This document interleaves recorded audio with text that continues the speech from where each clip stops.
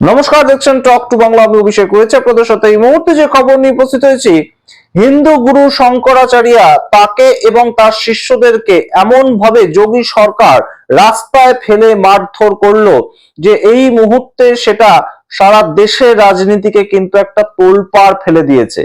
তার কারণ উত্তরপ্রদেশে এই মুহূর্তে গুরুত্বপূর্ণ আপডেট আপনাদের সামনে তুলে ধরছি যে হিন্দু সাধুদের মধ্যে অন্যতম জনপ্রিয় এবং অবশ্যই লোকপ্রিয় সাধু তিনি শঙ্করাচার্য, যার সামনে নরেন্দ্র মোদী পর্যন্ত মাথা নিচু করে প্রণাম করেন এবং তাকে আশীর্বাদ করেন শঙ্করাচার্য। সেরকম ভিডিও বিভিন্ন সময় ভাইরাল হয়েছে। সেই শঙ্করাচার্যকে যেতে দেওয়া হয়নি, সেই শঙ্করাচার্যকে স্নান করতে যেতে দেওয়া হয়নি এবং তিনি সেখানে গঙ্গার ধারে বসে এখনো পর্যন্ত অনশনরত অবস্থায় রয়েছেন গত 3 দিন ধরে। এই ঘটনা ঘটছে উত্তরপ্রদেশে এবং সরকারের পক্ষ থেকে কোনো ধরনের পদক্ষেপ তো নেওয়াই হয়নি। তার সাথে কেউ এসে কথা বলবেন, কোনো বড় মাপের মানুষ এসে কথা বলবেন, সেরকম কিচ্ছু করা হয়নি তো বটেই। তার সঙ্গে উপরন্তু যেটা করা হয়েছে, তাকে সরকারের কাছ থেকে নোটিশ পেতে হয়েছে যে তিনি যে আসল শঙ্করাচার্য সেটার প্রমাণ দিক তিনি। অর্থাৎ একজন সাধুর কাছ থেকে প্রমাণ চাইছে যোগী সরকার এবং একদম রাস্তায় দাঁড় করিয়ে তাকে এমন ভাবে ব্যবহার করছে প্রশাসন। তিনি রাস্তায় দাঁড়িয়ে বলছেন, আমাকে মারুন, আমাকে মারুন, আপনারা আমাকে মারুন। এবং সেই যে শঙ্করাচার্য, তাকে নিয়ে এমন এই মুহূর্তে বিতর্ক তৈরি হয়েছে। নোটিশটা সার্ভ করার পরে তিনি একদম যে সভা মঞ্চ সেখানে বাধা হয়েছে, যেখানে তিনি অনশন করছেন, সেখান থেকে বলছেন যে কথাটা খুব গুরুত্বপূর্ণ। তিনি বলছেন, যোগী ঠিক করবে নাকি যে আমি শঙ্করাচার্য কিনা। এই প্রশ্ন করার মতন ক্ষমতা রাষ্ট্রপতিরও নেই। অত্যন্ত তাৎপর্যপূর্ণ স্টেটমেন্ট দিয়েছেন। प्रशासन तय करेगा कि हम शंकराचार्य हैं कि नहीं है। उत्तर प्रदेश का मुख्यमंत्री तय करेगा कि भारत का राष्ट्रपति तय करेगा। भारत के राष्ट्रपति को भी अधिकार नहीं है कि वो तय करे कि कौन शंकराचार्य है। शंकराचार्य का निर्णय शंकराचार्य करते हैं। এবং তিনি যে কথাটা বলেছেন আরো সুদূর প্রসারী একটা রীতিমতন আন্দোলনের কথা, সেটা হচ্ছে আগামী 10 তারিখ অর্থাৎ আগামী মার্চ মাসের 10 তারিখ এবং 11 তারিখ সামগ্রিক দেশ থেকে গুরু সমাজ, যোগী সমাজ এবং তার সঙ্গে সাধু সমাজ তারা একত্রিত হবেন এবং যন্তর মন্তরে, দিল্লিতে যন্তর মন্তরে সেখানে গিয়ে তারা ধর্ণা প্রদর্শন করবেন এই ব্যবহারের জন্য। অর্থাৎ কোথাও গিয়ে হিন্দু খতরে মে হ্যাঁ, সেই কাজটা কোথায় হলো, সেই কাজটা প্রমাণিত হলো কোথায়? যোগীর ডবল ইঞ্জিন সরকারের জায়গায়। কোন পরিস্থিতিতে এই ধরনের ঘটনা ঘটলো এবং তার পরবর্তীতে শঙ্করাচার্য যিনি গুরুদেব, তিনি এই মুহূর্তে একদম সরাসরি প্রতিবাদে আন্দোলন করছেন, সেই জায়গাটা বিস্তারিত ব্যাখ্যা করব আপনাদের সামনে এই ভিডিওতে। শেষ অবধি দেখুন। যোগীর রাজ্যে আদপে কি কোথাও গিয়ে এই মুহূর্তে হিন্দু সাধুরাও বিপন্ন, এই প্রশ্ন উঠে আসছে এই মুহূর্তে। শেষ পর্যন্ত দেখুন এই ভিডিও। তার আগে অবশ্যই টক টু বাংলা ইউটিউব চ্যানেলটিকে সাবস্ক্রাইব করুন। এই ভিডিও অবশ্যই স্কিপ না করে দেখুন পুরোটা। আপনাদেরকে আগেই বললাম যে শঙ্করাচার্য তিনি কি বলেছেন, যে কেউ এই মুহূর্তে প্রশ্ন করতে পারে না, যোগী আদিত্যনাথ কেন, রাষ্ট্রপতিও আমাকে প্রশ্ন করতে পারে না যে আপনি প্রমাণ দিন আপনি শঙ্করাচার্য। এবং সেই জায়গা থেকে নরেন্দ্র মোদী কয়েকদিন আগেই শঙ্করাচার্যের একদম কাছে গিয়ে তার কাছে মাথা নিচু করে তার কাছ থেকে আশীর্বাদ নিয়েছিলেন এবং সেই ভিডিও ভাইরাল হয়েছিল এবং নরেন্দ্র মোদীকে নিজের হাতে তিনি মালা পরিয়ে দিয়েছিলেন। তো সেই জায়গা থেকে তাকে কেন এই ধরনের ব্যবহার করলো যোগী সরকার, কেন এই ধরনের সামগ্রিক ঘটনাটা ঘটালো, তার কারণটা আপনাদেরকে বলি। কয়েকদিন আগে তিনি মেলাতে গিয়েছিলেন এবং আপনারা জানেন উত্তরপ্রদেশে এখন মেলা চলছে, মাঘ মাসের মেলা, এবং সেই জায়গা থেকে তিনি প্রয়াগরাজে গিয়েছিলেন স্নান করবেন বলে, গঙ্গা স্নান করবেন বলে। তিনি পালকি করে তাকে নিয়ে যাওয়া হয়েছিল একদম রীতি অনুযায়ী এবং তার শিষ্যরা চেয়েছিলেন যে তিনি পালকিতেই থাকুন এবং পালকির থেকে তাকে একদম গঙ্গার ঘাটে যেন শুধুমাত্র নামতে হয় স্নান করার জন্য, আবার তাকে পালকি করে ফিরিয়ে আনা হবে। এটা একটা সম্মান প্রদর্শনের জায়গা থেকে শিষ্যরা তার গুরুকে করতে চেয়েছিলেন, কিন্তু প্রশাসন সেটা দেয়নি, প্রশাসন সেই পারমিশন দেয়নি। এবং শুধুমাত্র তাকে নয়, তার শিষ্যদেরকে বেধড়ক মারধর করা হয় এবং তার সঙ্গে রাস্তার মধ্যে তাড়া করা হয় শঙ্করাচার্যকে, যিনি একজন গুরু, যাকে তার শিষ্যরা পালকির থেকে নামতে দেওয়া হচ্ছে না, পালকির থেকে নামতে দেবে না, সেই রকম একটা সম্মান দেয়, তাকে রাস্তা দিয়ে দৌড়তে দেখা যায়। এবং তখন তিনি বলতে থাকেন আমাকে মারুন, আমাকে মারুন। একদম পুলিশ প্রশাসন তাকে ঘাড় ধাক্কা দিয়ে নিয়ে যায়, এরকম ভিডিও ভাইরাল হয়েছে। তো সেই জায়গা থেকে এই মুহূর্তে সামগ্রিক প্রেক্ষিতটা ঘুরে গিয়েছে আরো পরে। কি বলেছিলেন এর পরবর্তীতে শঙ্করাচার্য, যে আমার বসার যে পালকি সেটার ওপর যে ছাতাটা সেটা আপনারা ভেঙে দিয়েছেন, এটা হিন্দু ধর্মকে আঘাত করা, এই ধরনের একটা কথা। তার কারণ সেই যে ছাতা সেটা সিগনিফিকেন্সটা হচ্ছে একটা সম্মান প্রদর্শন, সেটা রোদ বা বৃষ্টিকে ঢাকবে সেই জন্য নয়, তার পালকির ওপর একটা ছাতা দেওয়া অর্থাৎ তাকে সম্মান প্রদর্শন করা।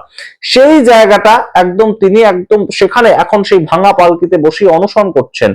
এবং গুরুত্বপূর্ণ বিষয়টা ছিল তার একটা ছোট্ট শর্ত ছিল, যতক্ষণ না প্রশাসনের পক্ষ থেকে কেউ এসে আমার কাছে ক্ষমা চাইছে আমি ততক্ষণ এখান থেকে যাব না। এই ছিল তার ছোট্ট একটা শর্ত। প্রশাসন উল্টে কি করলো, যোগী সরকারের প্রশাসন, তারা এই সামগ্রিক শর্তের ধার ধারলো না তো বটেই, কেউ আসলো না তার সঙ্গে কথা বলতে, সেটা তো বটেই, উপরন্তু তাকে একটা নোটিশ সার্ভ করা হলো, যে নোটিশে বলা হলো যে আপনার নামে একটা সুপ্রিম কোর্টে কেস চলছে, শঙ্করাচার্য তার নামে একটা সুপ্রিম কোর্টে কেস চলছে, তো আপনি যে আসল শঙ্করাচার্য সেটা আপনি প্রমাণ দিন। এর পরবর্তীতেই এসেছিল সেই ভয়ানক বয়ান যে আমি যে শঙ্করাচার্য সেই প্রমাণ চাওয়ার ক্ষমতা যোগী কেন, দেশের রাষ্ট্রপতিরও নেই। তো এই তো গেল একটা দিক। অন্য রাজনীতির প্রসঙ্গটা আপনাদের যদি বলি, কেন যোগী সরকার এই ধরনের আচরণ করছে তার পেছনে, তার প্রেক্ষাপটটা 1 বছর আগে আমাদেরকে ফিরে যেতে হবে। কুম্ভের মেলায়, উত্তরপ্রদেশের কুম্ভে আপনাদের মনে থাকে যদি, বহু মানুষ মারা গিয়েছিলেন এবং তার মধ্যে বহু মানুষ ছিলেন এই শঙ্করাচার্য তার নিজের ভক্ত, অর্থাৎ তিনি তাদেরকে দীক্ষিত করেছিলেন। এবং এই যে মারা গিয়েছিলেন বহু ভক্ত কুম্ভের মেলায়, সেখানে এই শঙ্করাচার্যকে আমরা দেখেছিলাম যোগী সরকারের প্রতিবাদ করতে, যোগী সরকারকে এর জন্য দায় করতে, এবং তিনি বলেছিলেন এই মিসম্যানেজমেন্টের দায় রাজ্যের মুখ্যমন্ত্রীকে নিতে হবে, এবং এই ধরনের মুখের উপর প্রতিবাদ করা সেটা কোথাও গিয়ে যোগী সরকার মেনে নিতে পারেননি। এবং কোথাও এই মুহূর্তে আমরা বলছি না যে এই যে পুলিশের সঙ্গে একটা টাসল হয়েছে সেটা একদম প্রি প্ল্যান ওয়েতে হয়েছে, কিন্তু পরবর্তী যে ঘটনাটা ঘটছে, যোগী সরকার একটু কাউকে না কাউকে পাঠিয়ে, একজন কমিশনারকে পাঠিয়ে, একজন ডেপুটি কাউকে পাঠিয়ে, ডেপুটি চিফ মিনিস্টার হতে পারেন কিংবা যে কোনো একজন মন্ত্রীকে পাঠিয়ে সরকারের পক্ষ থেকে যে আপনি এইভাবে বিষয়টাকে নেবেন না, একটা মিসআন্ডারস্ট্যান্ডিং হয়ে গেছে, এই বিষয়টা তো শেষ করে দেওয়া যেত। কিন্তু তা না করে একদম সরাসরি লখনৌ থেকে একটা নোটিশ গেল তার কাছে, এবং কোন মুহূর্তে গেল, যখন তিনি অনশনে বসে আছে। তো সেই জায়গা থেকে এই মুহূর্তে যোগী সরকার এই যে প্রতিহিংসা পরায়ণ ব্যবহারটা করছে, এটা কিন্তু একদম সরাসরি অনেকেই মনে করছেন রাজনৈতিক বিশ্লেষকরা যে এর আগের বছর শঙ্করাচার্য যে কথাটা বলেছিলেন যোগী সরকারকে এবং যোগী আদিত্যনাথকে উদ্দেশ্য করে, তার একটা প্রভাব। অন্যদিকে রাজনীতির প্রেক্ষিতটা যদি আপনাদের বলি, বিরোধীরা একটা হয়ে শঙ্করাচার্য তাকে সাপোর্ট করছে। কংগ্রেসের পক্ষ থেকে পবন খেরা তিনি প্রেস কনফারেন্স পর্যন্ত করেছেন, প্রেস কনফারেন্স করে তিনি বলেছেন এই সরকার যে নোটিশটা পাঠিয়েছে এটা তাদের অহংকারের পরিচয়। একদম পবন খেরা বলেছেন যে বিনাশকালে বিপরীত বুদ্ধি। এবং আপনাদের বলি, এই সামগ্রিক ঘটনা যখন ঘটছে তখন বেনারসে একদম মণিকর্ণিকা ঘাট তছনছ করে ফেলেছে যোগী সরকার। একটা করিডোর বানাতে গিয়ে, একটা বিউটিফিকেশনের জন্য, সৌন্দর্যায়নের জন্য শয়ে শয়ে মন্দির, বহু পুরনো 2000 বছর পুরনো, 500 বছর পুরনো, 1000 বছর পুরনো মন্দির তারা তছনছ করে ফেলেছে। এবং সেই ক্ষেত্রেও সাধুরা কিন্তু বেজায় চটে আছেন, সেই ক্ষেত্রেও সাধুরা কিন্তু প্রতিবাদ করছেন। এবং যোগীর রাজ্যে এই মুহূর্তে যদি সবচেয়ে বেশি কেউ আক্রান্ত হয়ে থাকে, সবচেয়ে বেশি কেউ প্রতিবাদী হয়ে থাকে, সেটা হিন্দুরা। এবং স্লোগান এই ধরনেরও আমরা উঠতে দেখেছি, this is not Bangladesh, so why we are getting tortured here. এই যে সামগ্রিক প্রেক্ষিতটা উঠে এসেছে শঙ্করাচার্য তাকে অপমান করার সূত্র ধরে, সেটা কিন্তু একটা রাজনীতিকরণও হচ্ছে। এবং অবশ্যই অখিলেশ যাদব থেকে কংগ্রেস পার্টি প্রত্যেকেই এই শঙ্করাচার্যের পাশে দাঁড়িয়েছেন এবং অবশ্যই যোগী আদিত্যনাথকে একদম রীতিমতন কটাক্ষ করেছেন, কোণঠাসা করেছেন। এবং এই সরকার আগামী দিনে পরবর্তীতে বেশ খানিকটা যে চাপে পড়তে পারে সেটাও কিন্তু একটা ইঙ্গিত উঠে আসছে, কারণ ভোট হতে উত্তরপ্রদেশে মাত্র বাকি আর মাত্র 1টা বছর। এক বছর আগে এই যে আগুন এই মুহূর্তে জ্বলছে উত্তরপ্রদেশে, হিন্দু ধর্মকে রক্ষা করার জন্য যিনি পরবর্তীতে নরেন্দ্র মোদীর পরেই যার নামটা উঠে আসে এবং অত্যন্ত অ্যাগ্রেশন নিয়ে যিনি রাজ্য চালান, বাটেঙ্গে তো কাটেঙ্গে এই ধরনের কথা যিনি বলেন, তিনি তার নিজের ধর্মগুরু তার সঙ্গে কিভাবে এই ধরনের ব্যবহার করতে পারেন? যে আপনি প্রমাণ দিন আপনিই আসল। যার কাছে কয়েকদিন আগে নরেন্দ্র মোদী গিয়েছিলেন, মাথা নত করে প্রণাম করেছেন, তাকে যোগী আদিত্যনাথের সরকার কিভাবে এই নোটিশ সার্ভ করতে পারে, এই নিয়ে প্রশ্ন ওঠে। এবং ভারতীয় জনতা পার্টির কেন্দ্রীয় কমিটি এই সামগ্রিক বিষয়টাকে কিভাবে দেখছে, কিভাবে সামাল দেবে আমরা জানি না। তবে নরেন্দ্র মোদী যার সামনে মাথা নোয়ান, তাকে প্রমাণ দিতে হবে। তাহলে কার সামনে মাথা নিয়েছিলেন নরেন্দ্র মোদী? নাকি যোগী আদিত্যনাথ তিনি নরেন্দ্র মোদীর থেকেও নিজেকে এই মুহূর্তে বৃহৎ মনে করছেন? আমরা জানি না।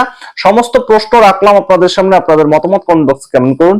দেখতে থাকুন টক টু বাংলা। অবশ্যই টক টু বাংলা ইউটিউব চ্যানেলকে সাবস্ক্রাইব করুন, কারণ আমরা সামগ্রিক যা খবর করছি আপনাদের জন্য করছি, সঠিক খবর সঠিক তথ্য তুলে ধরার চেষ্টা করছি। তাই সাপোর্ট ছাড়া অবশ্যই কিন্তু এই মুহূর্তে আমাদের যে লড়াই, যে জার্নি, সেটা কিন্তু বেশ খানিকটা ম্লান হয়ে যাচ্ছে। আপনারা সাবস্ক্রাইব করুন, আপনাদের বন্ধু বান্ধব পরিচিত মহলে ছড়িয়ে দিন টক টু বাংলা। ধন্যবাদ।